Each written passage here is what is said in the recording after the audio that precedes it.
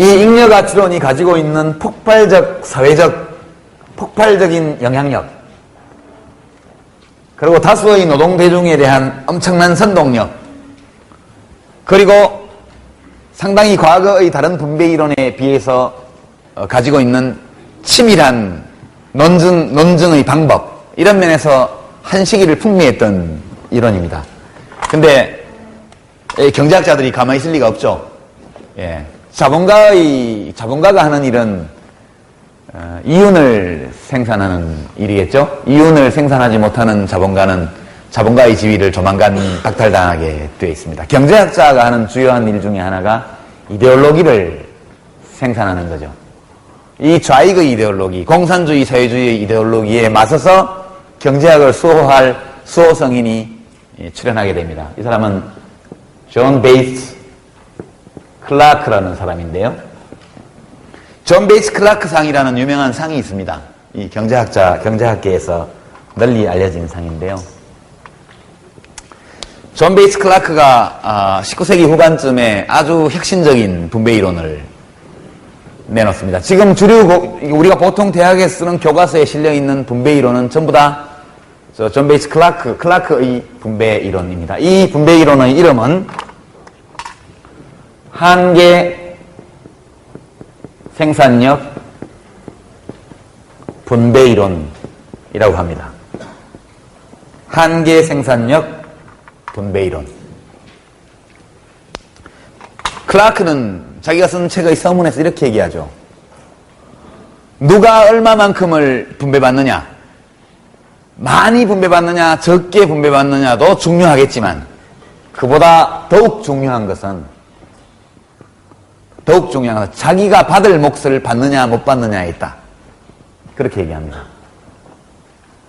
만약 많이 받는 사람이라 할지라도 그것이 자기가 기여한 바에 비해서 너무 적다면 불만을 가지는 것이 당연하고, 아주 적게 분배를 받는 사람이 실제로 자기가 많은 기여를 하고도 적게 분배받았다면 정말 이런 체제는 문제가 있다.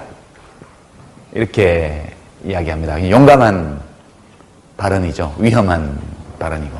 이야기는 많이 분배받을 권리를 갖고 있음에도 불구하고 적게 분배받은 사람들이 혁명을 할 권리가 있다. 이런 이야기입니다. 존 베이츠 클라크가 이런 얘기를 한 것은 자신이 있었기 때문이죠. 적게 분배받는 자들이여, 그대들은 적은 기여밖에 하지 못했기 때문에 그런 것이니 나의 몫을 내가 받았구나 하고 조용히 살아라. 예, 그런 뜻입니다. 이 한계 생산력 분배이론은, 분배는 각각의 생산 요소를 가진 사람들이 생산에 얼마만큼 기여했느냐에 따라서 분배를 받는다. 그런 이론입니다. 그러니까 이 약간 한계 개념으로 조금만 들어가 보죠. 여러분, 제가 얼마 전에 다른 강의에서 멜더스에 대한 얘기를 한번 했었죠? 안 했나요? 안 했어요? 인구론 얘기를 안 했습니까?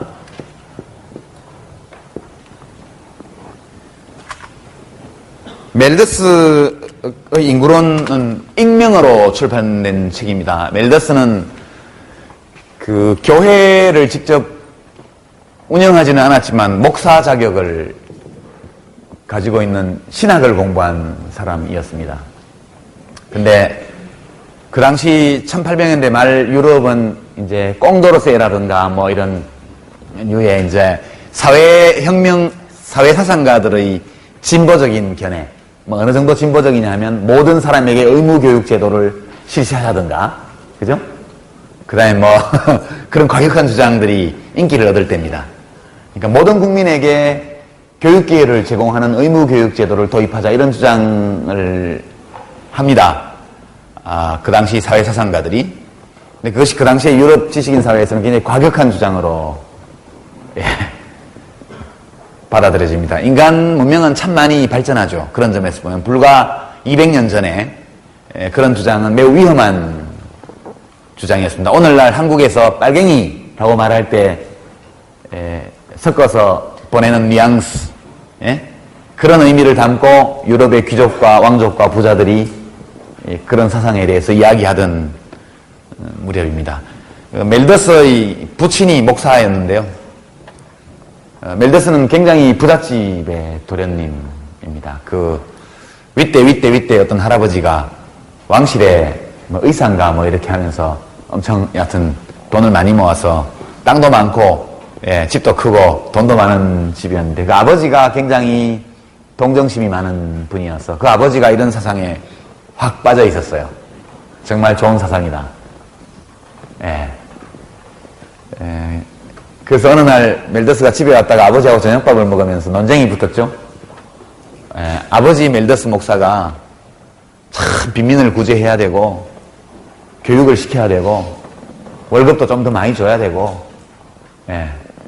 이런 얘기들을 많이 합니다. 그런 사상에 대해서 읽어봤느냐. 그날 논쟁을 치열하게 하고 나서 아버지가 이렇게 얘기합니다. 나는 네가 하는 주장에 도저히 찬성할 수는 없지만 책으로 한번 내봐라. 이렇게 얘기를 합니다. 그래서 책을 썼죠. 며칠 동안. 그것이 인구론 초판입니다. 거기서 보면 멜더스는 빈민을 구제하거나 전염병을 퇴치하려는 인간들의 특별한 노력에 대해서 특별한 비판을 퍼붓죠. 그런 아까 말한 임금철칙. 그러니까 멜더스의 논지는 굉장히 단순합니다. 식량은 산술급수적으로 증가하고 식량은 1, 2, 3, 4, 5, 6, 7, 8 인구는 기하급수적으로 증가하므로 2, 4, 8, 16 이렇게 그러니까 식량은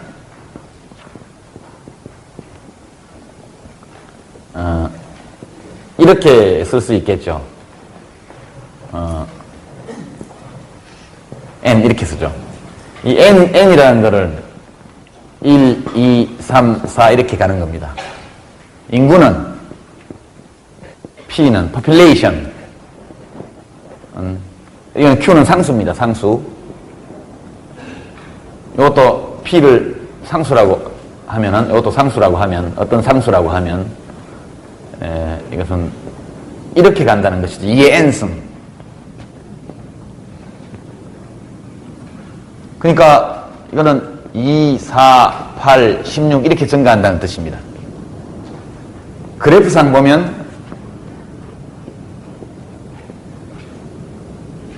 식량은 이렇게 증가하고 인구는 이렇게 증가한다는 거죠.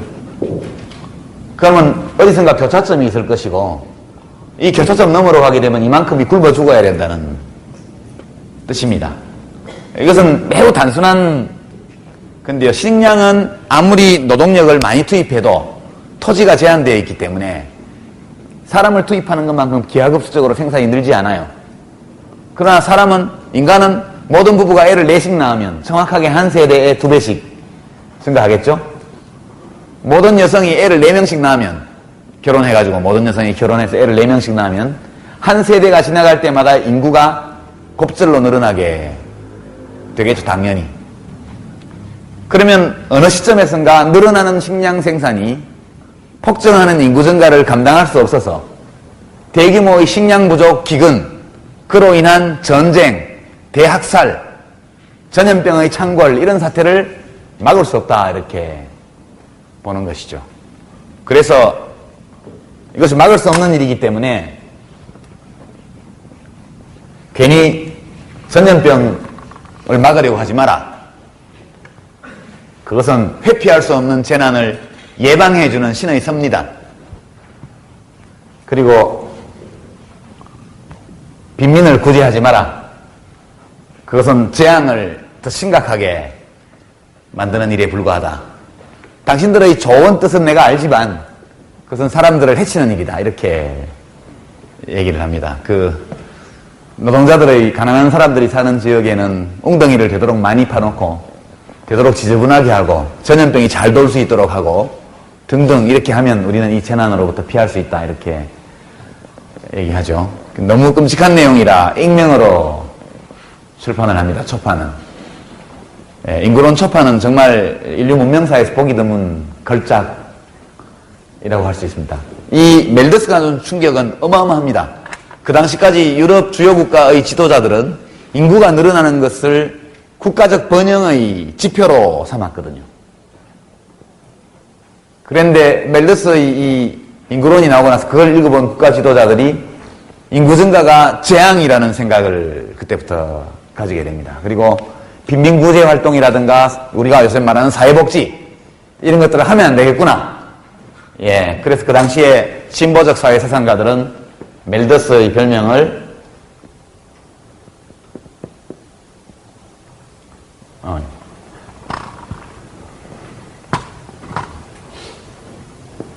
멜더스를 몬스터라고 불렀어요. 몬스터라고. 수없이 많은 진보적 사회사상가들이 수십 년 동안 이루어놓은 관념의 진보 또는 생각의 진보를 멜더스가 한 방에 다 제압해버린 것이죠.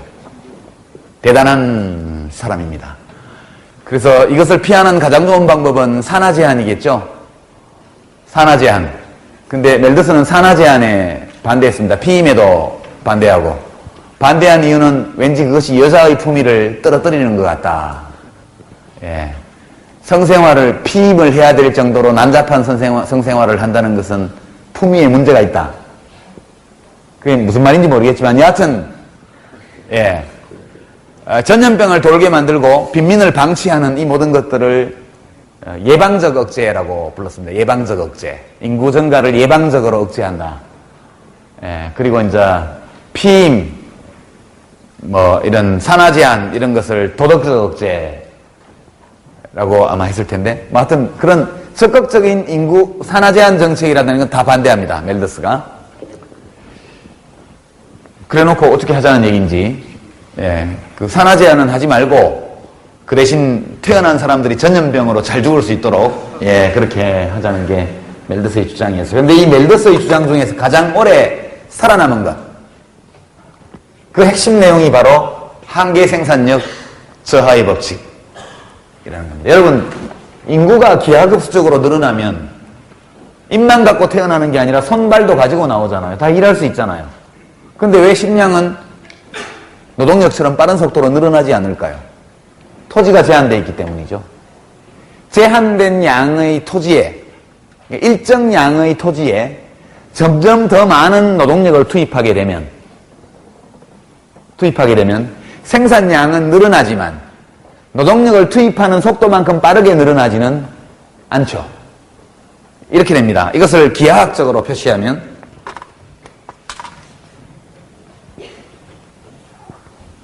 여기 노동력입니다. 노동력 투입량. 여기가 총생산.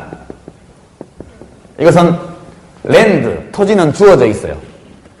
토지 면적은 제한되어 있다고 하는 겁니다. 주어져 있다.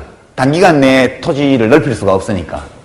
토지의 면적이 주어져 있다는 조건 아래에서 노동력을 계속 추가로 투입하면 꼭 이런 것은 아니지만 가장 단순하게 그리면 총생산량은 이렇게 늘어납니다.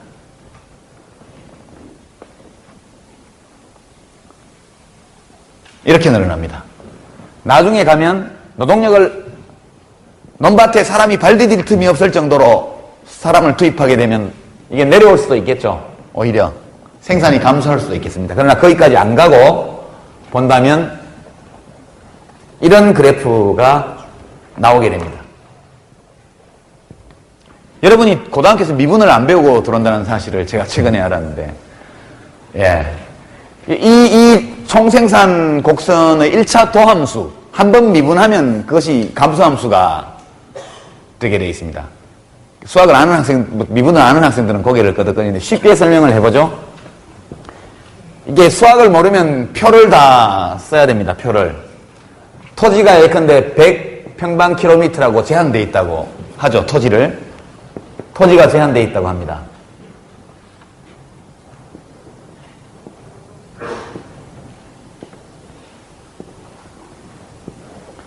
여기 노동량, 투입 노동량이 나오고요. 총생산, 한계생산 이렇게 그립니다. 100평방킬로미터의 토지에 예컨대 처음에 한 명을 투입했다고 하죠. 농부가 한 명만 일을 합니다. 총 생산을 예컨대 10이라고 하죠.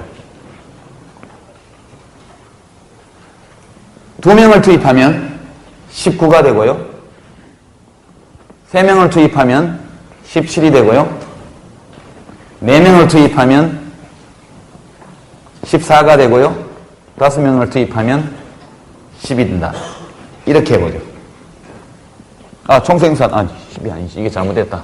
10, 19. 예. 여기 19. 8을 더하면 27. 죄송합니다. 7을 더하면 34. 맞나요? 40. 40. 5명을 투입했을 때 총 생산량이 40이에요. 그러니까 한계 생산이라는 것은 최종적으로 투입된 노동력 한 단위가 얼마만큼의 추가적인 생산의 증가를 가져왔느냐를 재는 게 한계 생산입니다. 이게 미분값이에요. 연속 함수에서는. 여기서 10이죠, 이게? 첫 번째 사람은 10만큼의 추가적인 생산을 냅니다. 두 번째 사람은 9, 세 번째 사람은 8, 네 번째는 7, 다섯 번째 6만큼 냅니다. 한계 생산이 점점 감소한다는 뜻입니다. 이 그래프는 이걸 의미하는 거죠. 그러면 첫 번째, 두 번째, 세 번째, 네 번째, 다섯 번째 사람 걸 그리면 제일 처음에는 예컨대 여기가 10이면 맨 마지막에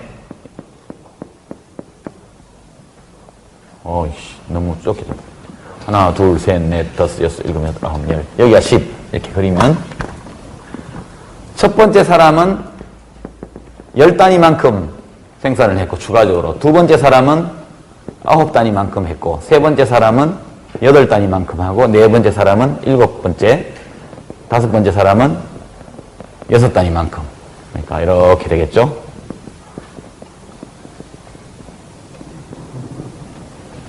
이 점들을 연결하면 밑으로 내려오는 직선이 됩니다. 가정을 이렇게 했기 때문에. 이게 한계 생산력 곡선이 되는 겁니다. 이거는 토지를 일정하게 주어놓고 노동력을 계속 투입하면 최종적으로 투입되는 노동력이 산출하는 추가적인 생산량은 계속 감소한다는 뜻입니다. 이게 한계 생산력 체감의 법칙입니다. 이걸 일반화하면 체감의 법칙, 한계 생산력 체감의 법칙이라고 합니다. 이 그래프는 무엇에 대해서도 그릴 수 있죠. 예컨대 투입된 자본량을 일정하게 하고 자본의 양을 일정하게 하고 노동력을 계속 투입한다. 그래도 저 그래프가 나올 수 있고요. 그렇겠죠? 제한된 공장과 제한된 설비를 놓고 노동자를 추가적으로 계속 투입하면 처음에는 좀 생산이 증가하겠지만 그 효율성이 자꾸 떨어진다는 뜻입니다. 갈수록.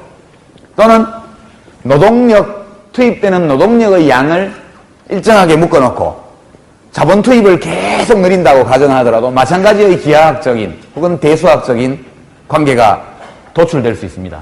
그러니까 우리가 일반적으로 한계 생산력 체감의 법칙이라는 것은 여러 생산에 필요한 요소 가운데 다른 것 또는 다른 것들의 양을 고정시켜 놓고 한 가지 생산 요소의 투입량을 계속 늘려나가면 그러면 그 생산 요소의 최종적 증분, 마지막 투입 단위가 만들어내는 생산 증가분은 갈수록 줄어든다.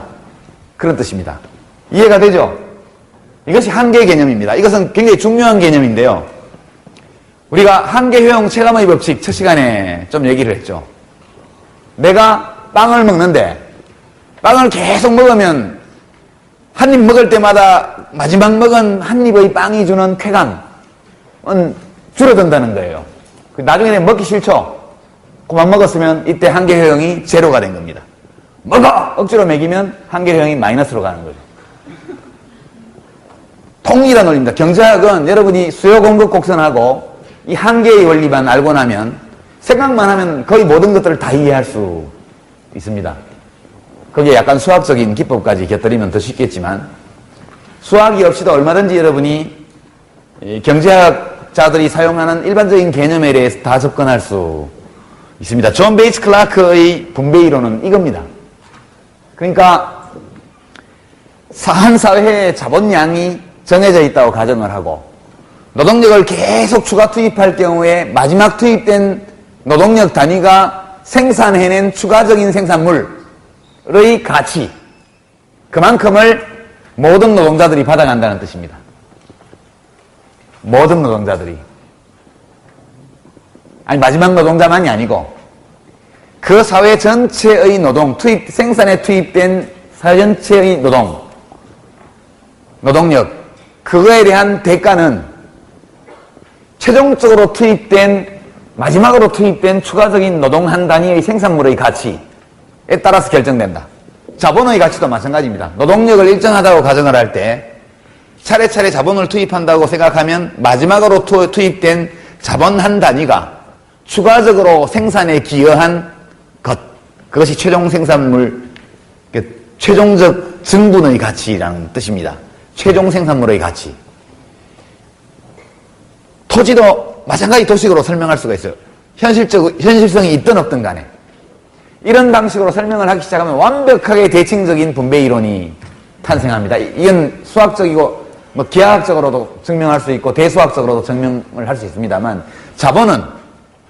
자본의 한계 생산력만큼 이자를 받아가고 노동은 그 노동의 한계 생산력만큼 임금을 받아가고 모든 것이 완벽합니다. 여기는 어떤 착취도 없고 모두가 다 평등해요. 모든 개인은 전부 생산 요소의 소유자입니다. 노동력 또는 자본이라는. 그리고 이 생산 요소의 소유자들은 노동시장과 자본시장과 같은 요소시장에서 자기가 가지고 있는 생산 요소를 제공하고 그 대가로 모든 사회의 자본, 노동이 똑같은 대가를 받는 건데 그 대가를 결정하는 것은 그 사회의 노동력의 한계 생산 그리고 자본의 한계 생산력 이거에 따라 좌우되는 거니까 자연법칙과 같다는 뜻입니다. 이 이론은 완벽합니다. 이론적으로. 반박할 수도 없고 자체 모순도 없고 다만 현실을 설명하는데 좀 마음에 안 들 따름이죠. 그러면 아무리 불평등한 소득 분배가 이루어져도 모두가 자기 몫을 가지는 거잖아요. 그러고 나면 국가가 나서서 소득을 재분배하라든가 부의 불평등을 줄이라든가 이런 말을 하기 어렵다는 것을 제외하면 별로 불만이 있을 수 없는 이론입니다. 근데 교과서에서는 가르치지 않죠, 요새는. 왜냐? 틀린 이론이니까. 이 이론은 이론적으로는 이미 완전히 붕괴한 지가 30년이 넘었습니다. 굉장히 세계적으로 유명한 수학에 뛰어난 능력을 가진 수많은 경제학들이 참여해서 엄청난 논쟁을 벌인 끝에 이 존 베이츠 클라크의 한계 생산력 분배 이론은 일종의 동화와 같은 것이다. 우화. 이것은 이론이 아니고 그냥 세상사를 설명하기 위한 우화, 이솝 우화와 같은 배짱이와 개미와 배짱이 이야기 같은 그런 것이다. 이것이 양식 있는 경제학자들의 공통적인 견해입니다. 이 이론이 붕괴한 것은 아주 단순한 이유 때문인데요. 자본 한 단위가 무엇인지 아까 제가 자본 한 단위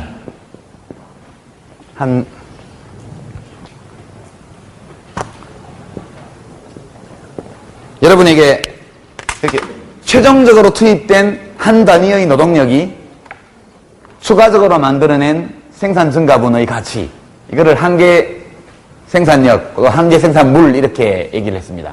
자본에 대해서도 마찬가지로 얘기했죠. 최종적으로 투입된 자본 한 단위가 추가적으로 만들어낸 생산물의 가치, 그렇게 얘기했습니다. 자본 한 단위가 뭘까요? 노동 한 단위는 상당히 분명하죠. 건강한 신체와 정신을 가진 보통 수준의 학력을 가진 보통의 근력을 가진 남자 혹은 여자의 8시간 노동, 이렇게 노동 한 단위를 규정할 수가 있습니다. 자본 한 단위를 규정하는 것이 불가능해요. 자본은 공장 바닥을 청소하는 데서는 플라스틱 빗자루부터 시작해서 어마어마하게 비싼 고가 장비까지 다 자본입니다. 자본 한 단위를 보통 무슨 100만 원, 1000만 원 이렇게 돈으로 환산하는데 화폐가 생산에 들어가는 게 아니죠. 생산에 들어가는 것은 화폐가 아니고 물질입니다. 물질. 노동 한 단위도 그래서 뭐 10만 원어치 노동 이게 아니고 노동 한 단위를 물질적으로 정의를 합니다. 자본은 물질적으로 그 단위를 특정할 수가 없어요. 자본이라는 것은 다양한 형태의 무수한 종류의 물질적인 노동력을 제외한 다른 생산에 쓰이는 물질적인 것들을 다 포괄하는 것이기 때문에 이 다양한 물질들을 하나의 자본 단위로 획정하는 것이 이론적으로 불가능합니다. 만약 우리가 자본 한 단위를 물질적으로 정의 내릴 수 없다면, 데피니션을 할 수 없다면 이 이론은 성립하지 않는 것이거든요. 그래서 저 이론을 구하기 위해서 많은 경제학자들이 자본 한 단위를 어떻게 정의할 것인가 를 가지고 많은 노력을 했지만 다 헛수고로 끝났고, 이 자본 한 단위를 규정할 수 없다는 철학적인 문제 혹은 또는 언어학적인 문제 또는 개념상의 문제가 번져서 나중에 이 이론을 완전히 수학적으로 붕괴시키는 논쟁으로 귀결됩니다. 여러분이 뭐 굳이 알 필요는 없는데요.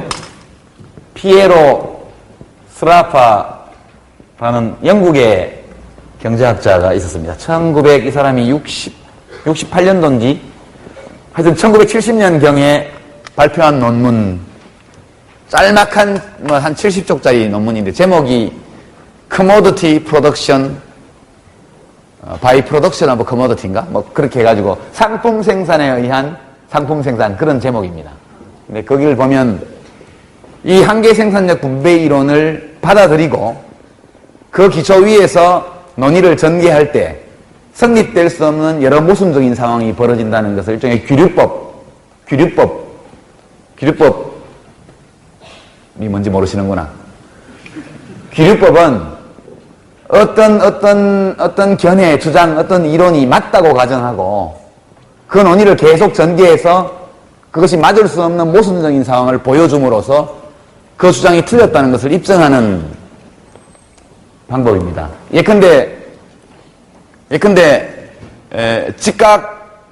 직각사각형에 직각을 낀 두 변의 길이의 각각의 제곱의 합은 빗변의 길이의 제곱의 합과 같다. 이런 것들이 그거는 규律법이 아니에요. 규律법의 예를 하나, 뒤에 자료가 없어져서 오늘 시간을 많이 써야 되니까 이렇게 합시다. 규律법. 그래요? 자료 있어요? 그래요? 됐다 그럼. 여기서 쉬겠습니다. 규律법은 예컨대 이런 겁니다. 수학 정수론 분야에서 규律법적으로 3000년 전에 그리스의 철학자들이 증명한 어떤 것들인데 매우 우아해요. 예컨대 소수, 여러분 소수가 뭔지 알죠? 프라임 넘버. 1과 자기 자신 외에는 약수가 없는 수. 그게 소수입니다. 최근에 언론 보도를 보면 메르시안 소수가 아주 최대 규모로 발견되었다. 2의 뭐 몇백만 승 마이너스 1. 이게 메르시안, 지금까지 발견된 제일 큰 메르시안 소수인데, 소수는 자기 자신과 1 외에는 약수가 없는 수를 말합니다. 프라임 넘버. 소수는 무한히 많다. 이렇게, 그게 소수는 무한히 많다는 것이 증명되어 있죠. 그래서 사람들이 지금도 제일 큰 소수를 찾을 때마다 상금을 줍니다. 어떤 수학 무슨 학회에서 큰 소수를 찾을 때마다 상을 줍니다. 소수가 무한히 많다는 거죠. 근데 무한히 많다는 걸 어떻게 알 수 있느냐? 그걸 증명할 때 유한하다는 가정을 하면 제일 큰 소수가 있겠죠. 그 제일 큰 소수를 P라고 하고 이렇게 전개합니다.